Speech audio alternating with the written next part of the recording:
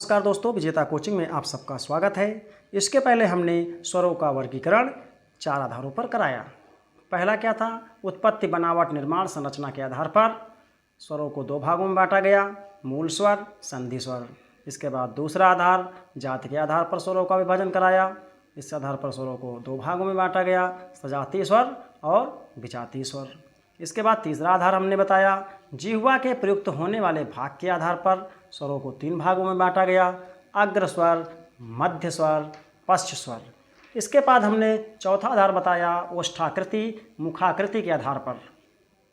इस आधार पर हमने 2 भागों में स्वरों को बांटा, वर्तुल स्वर, प्रसृत स्वर। और अब हम बताएंगे आगे 5वां आधार, उच्चारण स्थान के आधार पर स्वरों का वर्गीकरण।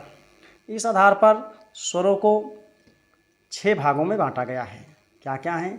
कंठ, तालव्य, मूर्धन्य, ओष्ठ, कंठ तालव्य और कंठोष्ठ। ये 6 भागों में बांटा गया है।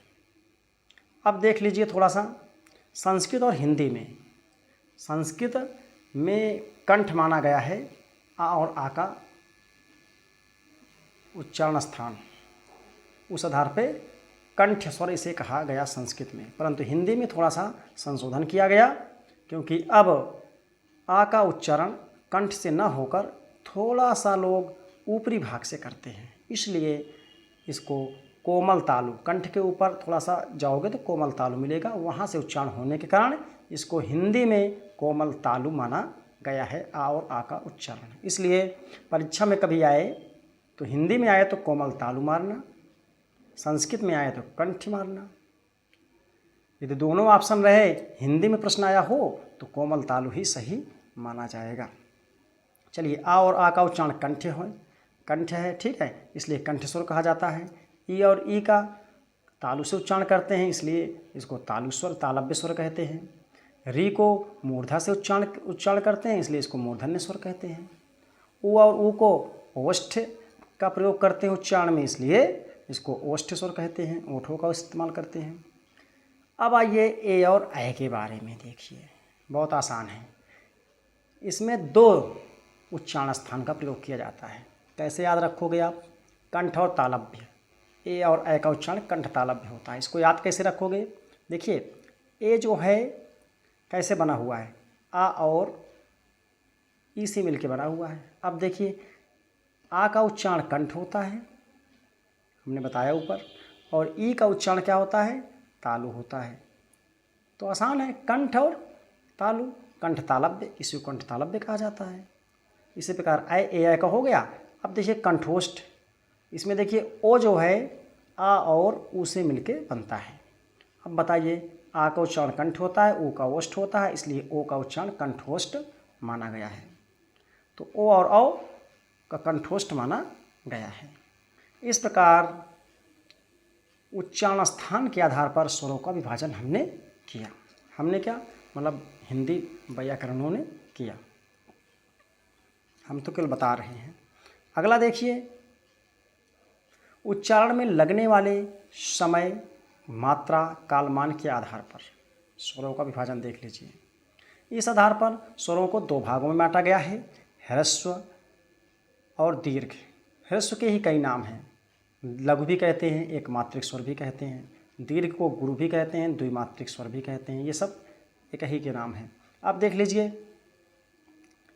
ध्यान से देखिए, उच्चारण में लगने वाले समय, यहाँ पर हमने 3 आधारों को एक साथ लिया है। समय के आधार पर ह्रस्व या दीर्घ होता है। स्वर मात्रा के आधार पर लघु और गुरु होता है, क्योंकि आपने छंद में या काव्य में इसको देखा होगा, लघु मात्रा, गुरु मात्रा।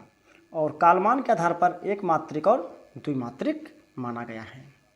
अब देख लीजिए, ह्रस्व स्वर किसे कहते हैं, इसमें कौन कौन आते हैं? जिसके उच्चारण में अल्प या एक मात्रा का समय लगता है उसे ह्रस्व, लघु या एक मात्रिक स्वर कहते हैं। इसमें कौन कौन आते हैं? इसमें देखिए, छोटा आ आता है, छोटी ई आती है, छोटा ऊ आता है और री आता है। अब देखिए, दीर्घ क्या होती है, इसकी परिभाषा देख लीजिए। जिनके उच्चारण में स्वर की तुलना में दुगना समय या 2 मात्राओं का समय लगता है उन्हें दीर्घ स्वर कहते हैं। इसमें देख लीजिए कौन कौन आते हैं? बड़ा आ, बड़ी ई, बड़ा ऊ, ए, ऐ, ओ, औ, ये आते हैं। अब एक स्वर और होता है प्लुत स्वर, जो कि संस्कृत में माना गया है, हिंदी में नहीं माना गया। हिंदी में 2 ही प्रकार माने गए हैं। तो उस देख लीजिए प्लुत होता क्या है। कभी कभी प्रश्न पूछ लिया जाता है हिंदी में, तो हिंदी में प्रश्न पूछेगा तो इस प्रकार पूछेगा, किस प्रकार कि जोर से पुकारने में किस स्वर का प्रयोग करते हैं, तो वहाँ उत्तर प्लुत स्वर होता है, क्योंकि प्लुत स्वर उसे कहते हैं जिसमें 2 मात्रा से अधिक का समय लगे, उसे प्लुत स्वर कहते हैं। केवल संस्कृत में प्रयोग होता है। अब अगला एक चीज़ और देख लीजिए, मात्रा। कहते हैं आ को उच्चारण करने में हम समय, यानी कितनी मात्रा का समय लगना चाहिए, कितनी समय लगना चाहिए, क्योंकि ड्यूरेशन कितनी होनी चाहिए। तो जब पलक, यदि हम पलक झपकने में जितना समय लगता है उसको हम एक मात्रिक कहते हैं। तो नहीं, एक उतना समय लगना चाहिए आ को उच्चारण करने में, तब माना जाएगा कि एक मात्रिक है। अगला है मुख के खुलने के आधार पर स्वरों का विभाजन। ये 7वां प्रकार देख लीजिए अच्छे से। इस आधार पर 4 प्रकार बताए गए हैं, 4 भागों में स्वरों को बांटा गया है। समृत स्वर, विवृत स्वर, अर्ध समृत स्वर, अर्ध विवृत स्वर। अब देख लीजिए समृत स्वर क्या है। वे स्वर जिनके उच्चारण में मुख ना के बराबर खुलता है उसे समृत स्वर कहते हैं। जैसे ई छोटी बड़ी, छोटा ऊ बड़ा ऊ। अच्छा, विपरीत स्वर किसे कहते हैं? वे स्वर जिनके उच्चारण में मुख पूरा खुला रहता है। विपरीत का मतलब होता है पूरा खुला, विपरीत का खुला मतलब ही होता है, उसको हम विपरीत स्वर कहते हैं। इसमें बड़ा आ केवल आता है बस। अर्ध विपरीत स्वर किसे कहते हैं? वे स्वर जिनके उच्चारण में मुख आगे से कम खुलता है, आधे से कम खुलता है, ठीक है, यानी आधे से कम खुले मुख, तो उसको अर्ध समृद्ध कहा जाता है। इसमें ए और ओ आता है 2। और अगला है अर्ध विवृत।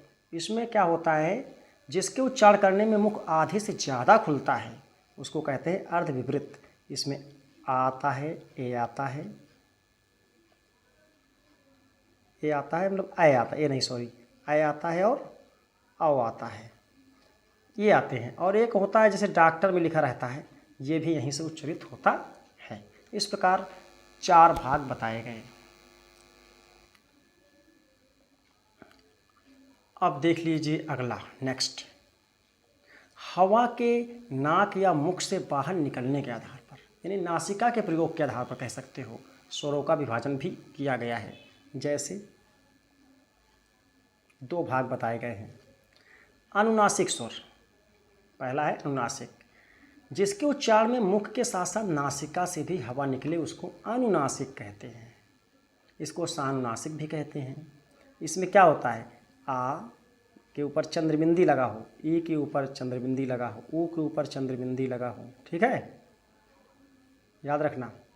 तो ये सारे स्वर क्या होते हैं, अनुनासिक होते हैं। और अनुनासिक क्या होता है, जिसके उच्चारण में ध्वनि केवल मुख से निकले उसको अनुनासिक कहते हैं। जैसे छोटा आ, इसे बिंदी चंद्रबिंदी नहीं रहेगी,